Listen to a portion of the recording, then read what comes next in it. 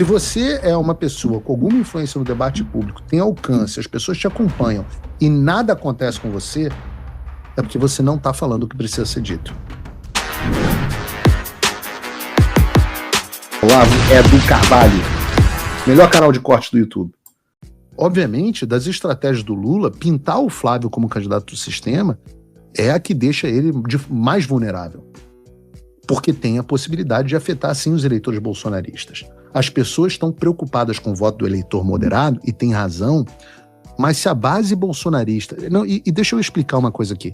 Não é que a base bolsonarista só precisa votar no Flávio. A base precisa estar extremamente motivada para fazer uma intensa campanha online. Você que está me assistindo aqui, você não pode simplesmente falar assim, foda, vou votar no Flávio porque não tem outro. Não, eu preciso, e o Flávio precisa, que você que está assistindo faça uma intensa campanha online, pessoalmente, principalmente online, embora online não seja o suficiente para ganhar as eleições, mas a gente precisa, uma vez que a mídia é 100% do outro lado. Então a gente precisa do eleitor extremamente motivado, engajado, pedindo voto, sendo o cabo eleitoral. Não tem jeito. E você só consegue isso com uma base extremamente motivada. Não dá, não. Vou votar no Flávio porque não tem alternativa. Esse cara não vai fazer campanha, não vai pra rua. Eu sempre explico isso. A diferença estatística é entre quantidade e intensidade. Aliás, a confusão do Bolsonaro, do Jair a respeito disso, custou a ele a eleição de 2022. Você precisa dos dois. As pessoas estão preocupadas com o eleitor de centro, mas quantos são esses eleitores de centro? Agora, faça um raciocínio simples. Digamos que 5% dos potenciais eleitores bolsonaristas decidirem não ir votar. Ou votar em branco ou nulo. Infelizmente, eu conheço bastante gente que vai fazer isso. 5%. De 30%, digamos, 35%. Então vou botar 30%, que seja a base do eleitor bolsonarista raiz. Isso dá 1,5 ponto percentual, que é basicamente a diferença pela qual o Bolsonaro perdeu as eleições em 2022. São milhões de votos. Pessoas que poderiam votar em você, mas que não se sentem suficientemente motivadas para sair de casa e votar. Quantos % de votos o eleitor traz? O eleitor como cabo eleitoral. Quantos % dos votos vem de você fazendo campanha e quantos % dos votos vem de outras pessoas fazendo campanha para você? Ora, essas são escolhas que têm que ser feitas. Eu, particularmente, essa é a minha opinião, a opinião do Paulo. Eu vou sempre dar aqui a opinião sincera para você. Não trabalho pro Flávio, eu torço pro Flávio. E acho que, particularmente, o calcanhar de Aquiles da eleição não está nas tretas da direita, que, aliás, são excelentes para dominar o discurso público. Mas sim no fato... Aliás, você não precisa, não me escute. Você viu o triângulo do PT ali, da estratégia dele para ganhar as eleições? Em algum momento tá ali dividir a direita? Não, né? Porra, o PT não acha que dividir a direita atrapalha? Não faz parte no Congresso do PT? Daquela pirâmide? Queria até ver se o pessoal da produção pode colocar a pirâmide na tela, ver se consegue. A pirâmide, vai ter que tirar um recorte. Não tem em momento algum divisão da direita como estratégia do PT para ganhar as eleições. A estratégia para pintar as eleições é colocar o Flávio como candidato do sistema. Me preocupa jogar parado. Nós estamos em maio. Eu vi um post da Janaína Pascoal reclamando: eu não retuito o Flávio porque não tem propostas. Realmente. Maio, não há estamos quase em maio, né? Não há um programa de governo. Não se vê proposta concreta em segmento nenhum. As entrevistas diminuem porque as pessoas perguntam: qual é o seu plano para a educação? Vem uma resposta genérica. Qual é a proposta? Qual é o carro-chefe? Qual é a imagem? Qual é a marca que vai ser colocada pelo governo Flávio? Há tantas. Mas por que não existe? Pô, a estratégia é jogar parado, achando que está ganhando. Vocês já ouviram essa estratégia? Não, vamos deixar o Lula sangrar, a rejeição dele está aumentando. O Lula foi reeleito em 2006 com base nisso, depois de um dos maiores escândalos da corrupção da história do Brasil. Olha aqui. Olha a pirâmide aí na tela. Essa pirâmide é da tela do Congresso do PT. Então tem lá corrupto, candidato do sistema e de extrema direita. Tem alguma coisa sobre divisão da direita? Nada. E aí tá aqui, ó.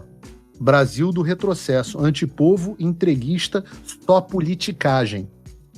O que é só politicagem?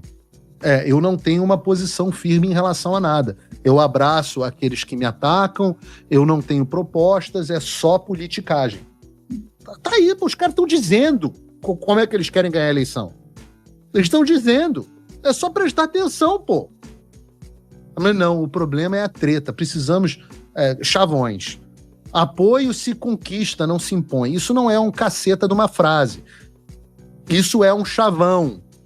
Isso é um amontoado de coisas bonitas sem significados colocadas juntas que parecem ser sábias, mas não significa absolutamente nada. É claro que certos apoios na história foram impostos. Vou dar o segredo para vocês de política desde o Homem das Cavernas até hoje. Política é incentivo e punição. Se há incentivo de estar ao seu lado e punição por não estar ao seu lado, as pessoas se juntam a você. Para alguns, o caminho é um incentivo, para outros, é a punição. Isso é o beabá de política sem chavões. Não precisa ser assim. Pô, não estou falando aqui uma análise das 48 leis do poder, não. É simples. Se houver consequências negativas para quem não está contigo, as pessoas vão pensar duas vezes. E se houver um incentivo positivo para as pessoas estarem contigo, elas também vão pensar duas vezes. E essa não vai ser uma eleição ganha no antipetismo. Porque o que as pessoas querem é um caminho claro para a reconstrução do Brasil. E esse caminho é maior do que antipetismo. Ele é, como eu disse, anti-regime, anti-sistema. Fala pessoal, tá gostando desse vídeo? Não esqueça de deixar o seu like e se inscrever no canal Olavo Edu Carvalho para receber notícias quentíssimas todos os dias. Isso ajuda demais o nosso trabalho e o YouTube irá recomendar para mais pessoas. E uma das métricas, né, que eu citei aqui é do quão desesperado o regime está atrás de você. Nesses dias, vocês imaginem a minha surpresa quando, lendo as notícias na tarde de ontem, eu me deparo com a seguinte notícia.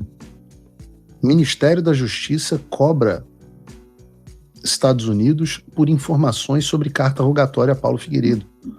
O Ministério da Justiça informou ao STF que cobrou das autoridades dos Estados Unidos informações atualizadas sobre a entrega da carta rogatória ao jornalista e influenciador Paulo Figueiredo. Ele quer que eu sou jornalista e influenciador. O documento foi encaminhado ao ministro Alexandre de Moraes na tarde dessa segunda-feira, após o magistrado expedir a carta em outubro do ano passado. Segundo o Ministério da Justiça, o pedido foi reiterado para que os Estados Unidos informem em que etapa está o procedimento.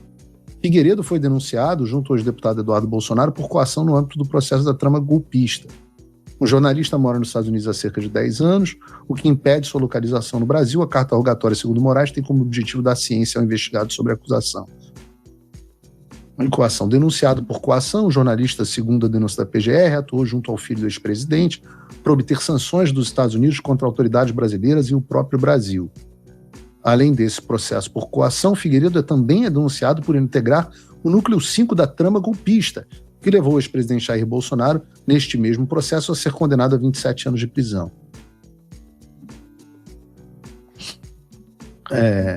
E é uma rotina diferenciada, né? Porque enquanto eu tomo um café à tarde aqui na tranquilidade da minha casa, eu descubro pela imprensa que o Ministério da Justiça está de novo tentando me alcançar aqui nos Estados Unidos. Eu já disse isso, que a virtude de um indivíduo com alguma relevância pública na política no Brasil hoje, ela tem que ser medida por isso, pelo tamanho da perseguição que ele sofre. Pessoas que não sofrem nenhum tipo de perseguição é porque não incomodam o regime.